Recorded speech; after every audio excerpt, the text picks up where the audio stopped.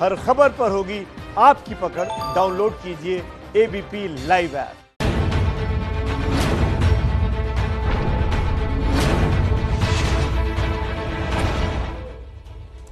नमस्कार, आप देख रहे हैं दिन की बड़ी खबरों का यह खास बुलेटिन पंचनामा।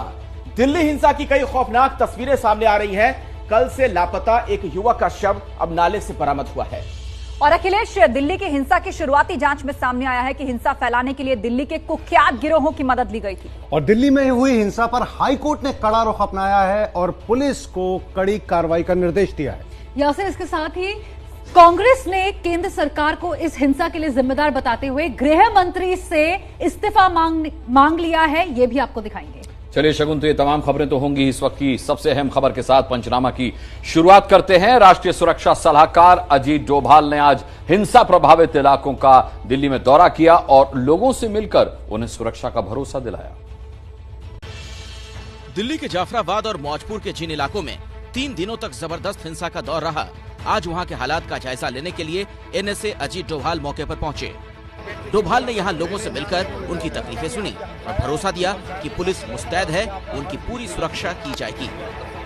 यहाँ पर पूरा इंतजाम कर रही है। एचएम साहब के ऑर्डर पर हम सब यहाँ पर हैं, पूरा अरेंजमेंट किया है यहाँ पर। पुलिस पूरे सब लोग जो यहाँ पर इंतजाम है। हिंदू मुस्लिम सब इलाकों के अंदर में बिल्कुल एक कहती है। और दिल्ली के शिव विहार में तो हिंसा से हुई तबाही की कई खौफनाक तस्वीरें सामने आ रही हैं। यहां पूरे बाजार को दंगाइयों ने आग के हवाले कर दिया। ये दिल्ली का शिव विहार इलाका है और तस्वीरें खुद बता रही हैं आपको कि कितनी तबाही यहां पर शिव विहार इलाके में जो दंगाई थे उन्होंने की है। किसी भी चीज को नहीं यहां पर छोड़ा है। जितने ऑटो यहां पर मौजूद थे उन सभी में आग लगा दी। और सामने ये वाली आप तस्वीरें देखिए, एक भी गाड़ी यहां पर सही सलामत नहीं बची है। दंगाइयों ने सभी गाड़ियों को आग के हवाले कर दिया। एक भी गाड़ी आपको यहां पर सही सलामत नहीं नजर आएगी। ये कल हुआ था। जी हां, कल देश की राजधानी दिल्ली में जो कुछ हुआ वो सबने देखा और ये तस्वीरें अब डराने वाली हैं। तो आपको दिखाया तबाही की तस्वीरें। दंगाइयों ने क्या हाल बनाया है दिल्ली के कुछ इलाकों का। दिल्ली के मुस्तफाबाद इलाके से कल शाम लापता हुए एक युवक का शव आज चांदबाग में एक नाले से बरामद हुआ है। दिल्ली हिंसा के बाद तबाही का ये मंजर कल शाम का है। एबीपी न्यूज जब दिल्ली के मुस्तफाबाद इलाके में पहुंचा तो वहां एक परिवार अपने 26 साल की बेटी की तलाश में भटक रहा था। 26 साल के अंकित शर्मा आईबी में काम करते थे। परिवार वालों का कहना था कि मंगलवार शाम 5:30 बजे उसे दंगाई घसीट कर ले गए थे। इसके बाद उनका कुछ पता नहीं चला। आज अंकित शर्मा का शव चांदबाग इलाके के नाले से बरामद हुआ। यहाँ कुछ चश्मदीदों ने अंकित शर्मा के परिवार वालों को बताया कि हो सकता है कि अंकित शर्मा की जो लाश है वो इस नाले में हो, क्योंकि कुछ लोगों ने कुछ लाशों को इस नाले में फेंकते हुए उपद्रवियों को देखा था। और इसी के बाद गोताखोरों को बुलाया गया और पुलिस की मौजूदगी में गोताखोरों ने अंकित शर्मा की लाश इस नाले के अंदर से निकाली। मुस्तफाबाद इलाका दिल्ली के करावल नगर के करीब है। ये इलाका भी 3 दिन तक हिंसा की जबरदस्त चपेट में था। इलाके में जमकर तोड़फोड़ और आगजनी की गई। तो तबाही के मंजर देख रहे थे आप। दिल्ली हिंसा ने कई परिवारों को कभी ना भूल पाने वाला दर्द दिया है। ऐसा ही एक परिवार 23 साल के राहुल का है जिन्हें गोली मार दी गई।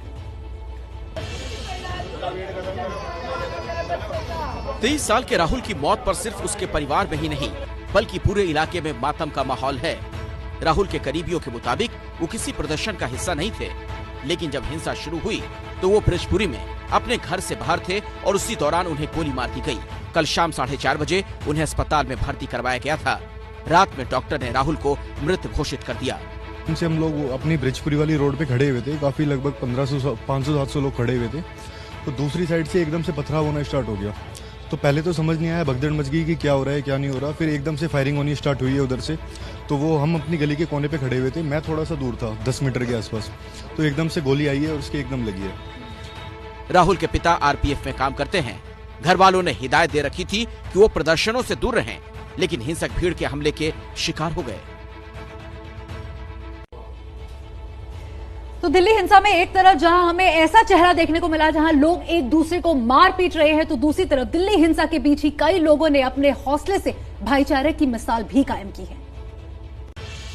ये तस्वीर दिल्ली के यमुना विहार की है। दिल्ली के दूसरे इलाकों से आ रही हिंसा की तमाम तस्वीरों के बीच ये तस्वीर दिल को सुकून देने वाली है। यहाँ के हिंदू बहुल इलाके के कुछ लड़कों ने एक मुस्लिम बुजुर्ग को सुरक्षित निकाला और उन्हें मंजिल तक पहुँचाया। इन युवाओं का कहना है कि वो हमेशा से यहाँ मिलजुल कर रहते आए हैं, लेकिन कुछ लोग माहौल खराब कर रहे हैं।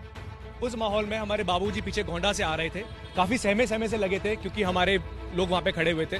तो मैं इसीलिए इनको सुरक्षित वहाँ से ये लेके आया कि जिससे कि ये किसी गलत मैसेज न जाए और कोई इनको पर गलत चीजें कुछ संदेश न जाए। इस वजह से मैं बाबूजी को और इनके सामने दोनों बच्चे लोग हैं, इनको वहाँ से लेके आया। और साथ ही आपको यह भी बता दें कि दिल्ली के हिंसा प्रभावित इलाकों में रेस्क्यू ऑपरेशन भी चलाया जा रहा है। भागीरथी विहार में हिंसा प्रभावित इलाके में फंसे लोगों को पुलिस ने बचाया। फैमिली, इस गली में एक फैमिली है जिसने पुलिस को सूचना दी थी। पुलिस फिलहाल इस फैमिली को रेस्क्यू करा रही है। इस फैमिली को सुरक्षित निकाल रही है। बहुत घबराए हुए दिखाई दे रहे हैं, लेकिन फिलहाल पुलिस इनको सुरक्षित ले जा रही है। करी थी सर सुबह 5 बजे से मैं फोन कर रहा हूँ पुलिस वालों, कोई पुलिस वाला नहीं आया। नहीं, अभी तो आपको मैंने फोन लिया अभी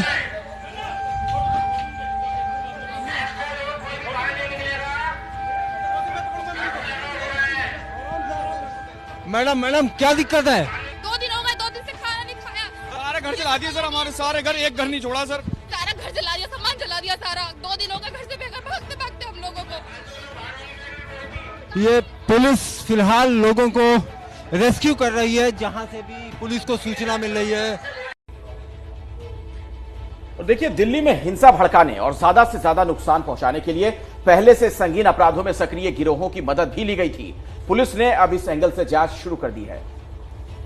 उत्तर पूर्वी दिल्ली में हुई हिंसा के दौरान 1.5 दर्जन से ज्यादा मौतों के लिए आखिर कौन जिम्मेदार है? इसके पीछे कोई आपराधिक संगठन है, कोई राजनीतिक संगठन है, या फिर कोई व्यक्ति विशेष इसके लिए जिम्मेदार है? केंद्रीय गृह मंत्रालय के निर्देश पर खुफिया एजेंसियों के साथ साथ दिल्ली पुलिस ने भी साजिश के तारों की तलाश शुरू कर दी है। उत्तर पूर्व दिल्ली में पथराव, आगजनी और गोली चलाने वाले लोगों में से 12 से ज्यादा लोगों की पहचान उस इलाके में सक्रिय नासिर गैंग और छेनू गैंग के गैंगस्टर के रूप में हुई है। पुलिस के मुताबिक बीते 3 दिनों में 600 से ज्यादा राउंड फायर हुए। इसका मतलब हथियारों और गोलियों की कमी नहीं थी और ये गैंग आपूर्ति करते थे। पुलिस को आशंका है कि हिंसा भड़काने और आगजनी करने के लिए कुख्यात नासिर और छेनू गैंग को हायर किया गया था। तो इस पूरी हिंसा के पीछे किस तरह की प्लानिंग थी, परत दर परत पुलिस उसके खुलासे कर रही है। दिल्ली में हुई हिंसा पर आज हाईकोर्ट ने दिल्ली पुलिस को फटकार लगाते हुए हिंसा भड़काने वाले लोगों के खिलाफ कार्रवाई करने के आदेश दिए। नागरिकता कानून के मुद्दे पर दिल्ली के अलग अलग इलाकों में हुई हिंसा पर दिल्ली हाईकोर्ट ने सख्ती दिखाई है। हाईकोर्ट ने दिल्ली पुलिस को फटकार लगाते हुए पूछा कि कितनी और मौत का इंतजार कर रही है पुलिस। कोर्ट ने ये भी कहा कि पुलिस की ड्यूटी है कि वो जनता की सुरक्षा करे। हाईकोर्ट ने पुलिस को उन सभी मामलों में एफआईआर दर्ज करने का निर्देश दिया है जहां लोगों को भड़काने वाले वीडियो सामने आए हैं। कोर्ट में बीजेपी नेताओं के विवादित बयान भी दिखाए गए। कपिल मिश्रा, अनुराग ठाकुर, प्रवेश वर्मा और अभय वर्मा के वीडियो दिखाए गए। कोर्ट ने कहा कि हम नहीं चाहते कि दिल्ली में 84 जैसे दंगे के हालात बने। क्या फिर इस मामले की सुनवाई होगी? हाईकोर्ट ने तो पुलिस की फटकार लगाई। उधर दिल्ली हिंसा के लिए केंद्र सरकार को जिम्मेदार बताते हुए कांग्रेस ने गृह मंत्री अमित शाह के इस्तीफे की मांग कर दी। दिल्ली के हालात पर कांग्रेस वर्किंग कमेटी की बैठक में केंद्र सरकार पर जमकर निशाना साधा गया। कांग्रेस की कार्यकारी अध्यक्ष सोनिया गांधी ने हिंसा पर चिंता जताते हुए कहा कि सोची समझी साजिश के तहत दिल्ली में हिंसा की गई। उन्होंने इन घटनाओं के लिए गृह मंत्री अमित शाह को जिम्मेदार बताया और उनके इस्तीफे की मांग की। कि दिल्ली में मौजूदा स्थिति के लिए केंद्र सरकार खास तौर से गृह मंत्री जिम्मेदार है और इन तौर से जिम्मेदारी लेते हुए गृह मंत्री को अपना इस्तीफा देना चाहिए। सोनिया गांधी ने बीजेपी नेता कपिल मिश्रा का नाम लिए बगैर निशाना साधा और सवाल उठाया कि अभी तक उनके खिलाफ कार्रवाई क्यों नहीं हुई। तो एक तरफ कांग्रेस ने केंद्र सरकार को जिम्मेदार बताया और गृह मंत्री अमित शाह से इस्तीफे की मांग करी, तो दूसरी तरफ आम आदमी पार्टी ने दिल्ली के हालात के लिए बीजेपी नेताओं को जिम्मेदार बताया है। गृह मंत्री अमित शाह जी, जागिए।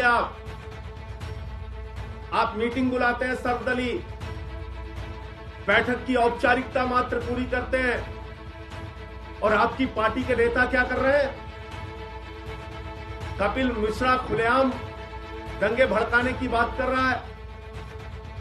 कल भारतीय जनता पार्टी का लक्ष्मीनगर का विधायक अभय वर्मा वो खुलेआम हिंसा भड़काने के लिए जुलूस निकाल रहा है। आम आदमी पार्टी के नेता संजय सिंह ने कल एक वीडियो ट्वीट कर बीजेपी विधायक अभय वर्मा पर लोगों को भड़काने का आरोप लगाया। अभय वर्मा ने इन आरोपों को गलत बताया है। मैं कोई नारा लगा रहा हूँ, मैं तो आप वीडियो को गौर से देखिए, मैं पीछे मुड़ के कह रहा हूँ ये क्या कर रहे हो, मैं तो मना कर रहा हूँ सर।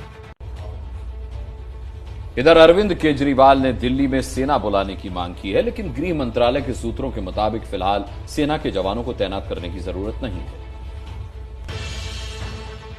उत्तर पूर्वी दिल्ली में बड़ी कार्रवाई की तैयारी की जा रही है। इसके लिए सुरक्षा बलों की 60 कंपनियों को तैनात किया गया है। विशेष पुलिस आयुक्त SN श्रीवास्तव ने मामले की कमान संभालने के लिए दंगाग्रस्त इलाकों का दौरा किया।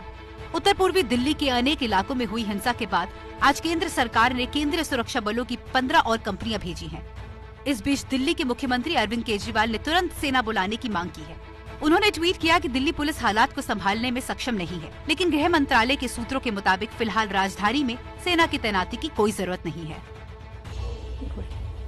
और अब यूपी से आज की एक बड़ी खबर, समाजवादी पार्टी के सांसद आजम खान, उनकी पत्नी और बेटे को कोर्ट ने जेल भेज दिया है।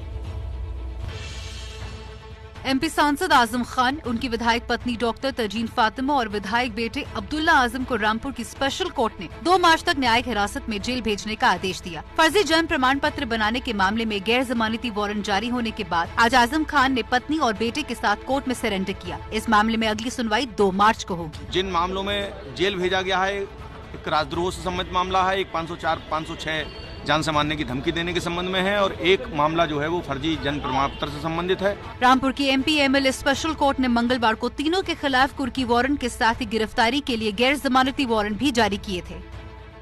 मैं शेखर कपूर लेके आ रहा हूँ प्रधानमंत्री सीरीज 2 शनिवार रात 10 बजे।